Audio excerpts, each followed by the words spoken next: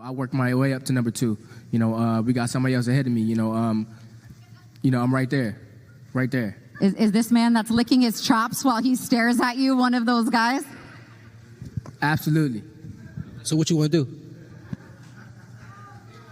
I'm working my way up. I'm right here. So after you beat him, what you want to do?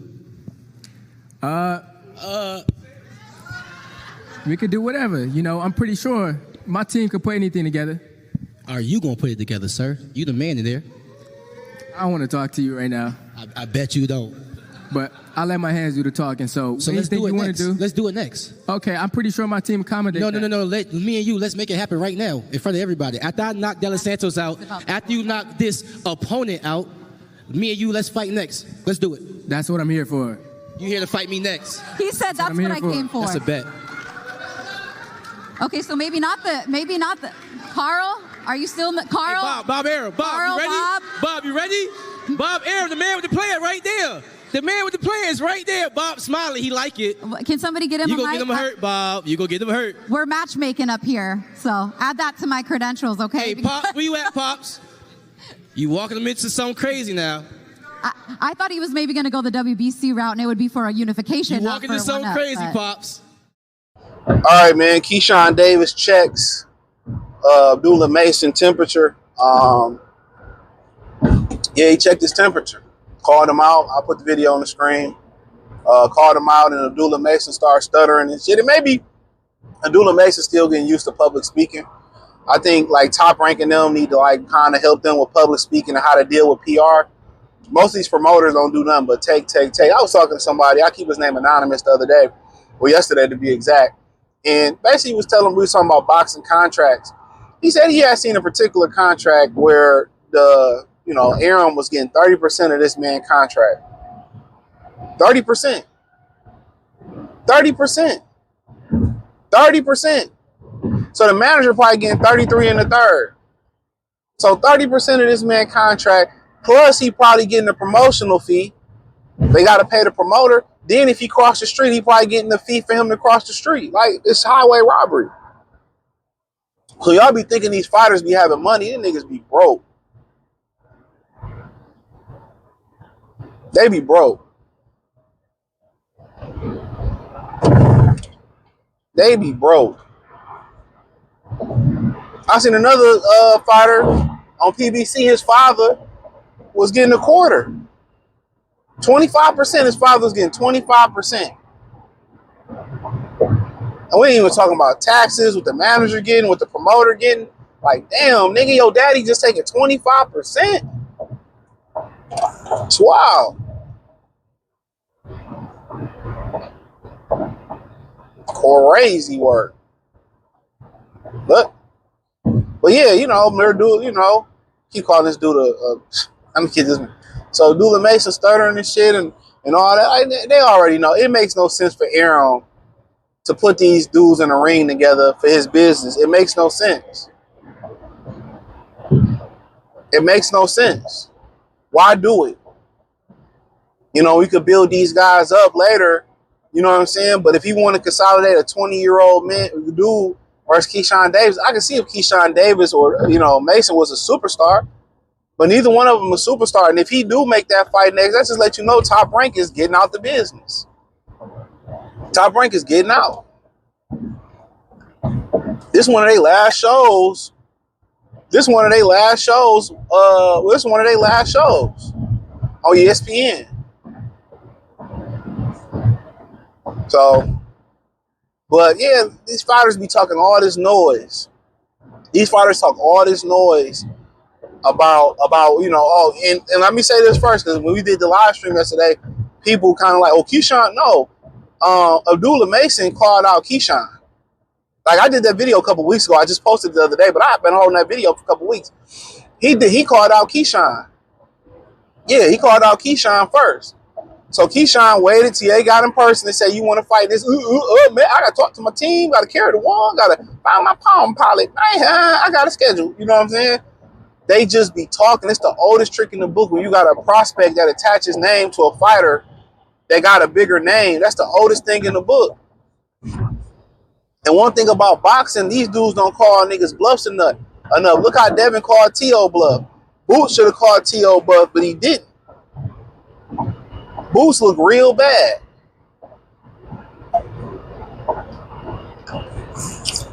Boots look extremely bad. Like, if they were talking about T.O. was getting like 15, 20 million to fight Boots, what was Boots getting? That's why I be telling y'all be looking at shit the wrong way. The way y'all be looking at it the way how people be talking about the media, how the media spin stuff. Now that the media is in the hands of the common folk on YouTube, they do the same. They do the same thing the media do. They tell some truths, but they leave out a lot of lies. Or it's all lies. They don't tell you the truth. Their opinion is not supported in truth. It's supported in who they like and who they don't like. And the dangerous thing about it is, in this industry, you don't be knowing why people don't like each other. You know, or they got into it, or he took his girlfriend, or, you know, he wanted to be his friend, and he said no. Like, it's over the pettiest shit. But they not going to put Abdullah Mason in there with Keyshawn right now. And Abdullah Mason know that. So when Keyshawn checked his temperature the way Keyshawn checked his temperature, he knew what it was. And that's, you know, I continue to say these dudes just be talking. That's a snippet of what negotiations really look like. But the only difference is they basically start asking for stuff they don't deserve, and that's how they get out the fight. That's how they duck. Oh, I want 10 million. That's how they do it. You know, I want to walk last. I want my name on knowing things they don't deserve. I'm telling you, bro. A lot of these guys are comfortable hitting singles. They ain't even hitting doubles. They comfortable doing what they doing, bro. And you know what's so funny, man? I was having a conversation. I forget who I was talking to about this. But I was talking to somebody about, you know, black people complain about not having authority, right? Not being in positions of power. And when they come along to get promotions and take positions of power, you know, they don't want the responsibility.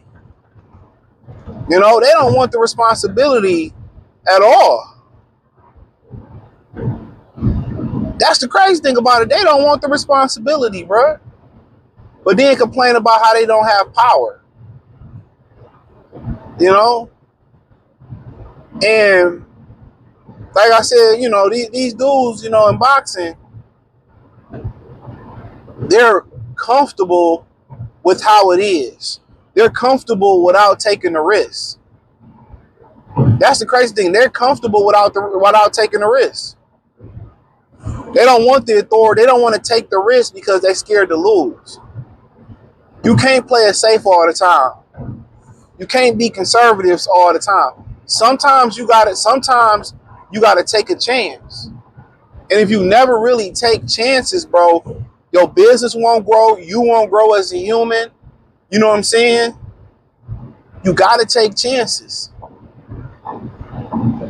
You gotta jump out there and you gotta put that pressure on you. And for the most part, a lot of these fighters, they are so comfortable. They're comfortable just doing this. Just fighting who they fighting and not wanting to take the risk.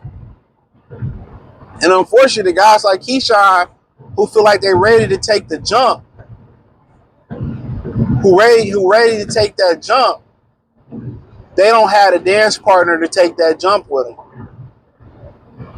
And you notice the guys that really want to go out there and fight the best, like Keyshawn Davis, like Devin Haney, they get the most hate. And the guys who duck, they get beloved. Like, the fans have really got indoctrinated to protecting the fighters because you're a fan of them. And they really then flipped the switch where they hate the guys that really want to push the sport forward and make the big fights. No, notice the trend.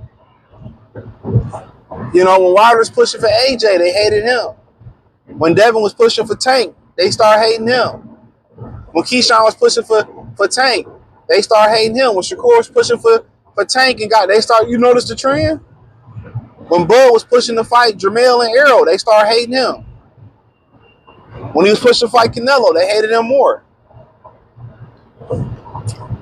Y'all don't see the trend? You know? Y'all don't see that trend? That's happening a lot. When Benavidez was pushing to fight Canelo, he got the most hate. But then when he started pushing to fight Bivol and Benavidez, they started celebrating him again. It's a dirty game. But, you know, like I said, most guys are like Abdullah Mason right now. Oh, they just be talking, bro. And when contracts and negotiations get to speaking, they start doing what Teofimo Lopez doing right now. Backtracking. Making up excuses. You know, that's just what it is. That's just what it is, man. So, shit don't surprise me no more, man. I know how this boxing game go, bro. And I'm not mad at him because he ain't ready. But he working his way up. He going the proper route. But you can't go out there calling motherfuckers out and thinking everybody gonna be like Boots Ennis and not call your bluff. Oh man, he ain't on my level or whatever, dog. Some of these dudes will call your bluff, and Keyshawn called his bluff in person. That's how niggas need to start putting these dudes on the spot, bro. So it is what it is, man. Thumbs up the video, share the video, subscribe to the channel, hit the link tree. Find me on X, Instagram, Spotify, Anchor, Cash App, Venmo, PayPal, Amazon, Kick, Twitch. Check out the Patreon, join the Free Game 89 channel. Follow me on X, the whole 9. Peace.